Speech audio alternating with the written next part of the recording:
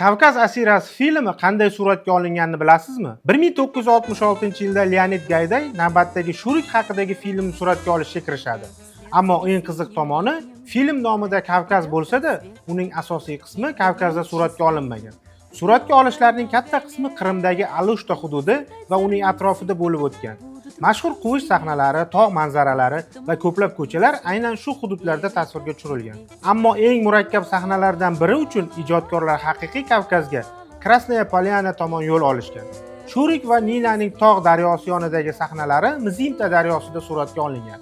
Yana bir qiziq fakt, Nina roliga aktrisa topish uchun 500 ga yaqin nomzod ko'rib chiqilgan. Film ustida ishlash 1966-yilning bahorida boshlangan. Suratga olish ishlari esa Moskva, Qrim va Kavkazda davom etgan. Va natijada 1967-yilda ekranga chiqqan Kavkaz asirasi Sovet kinosining eng mashhur kinokomediyalaridan biriga aylandi. Xo'sh, siz bu kinoni ko'rganmisiz? Sizda qanday taassurot qoldirgan? Kommentariyada yozib qoldiring.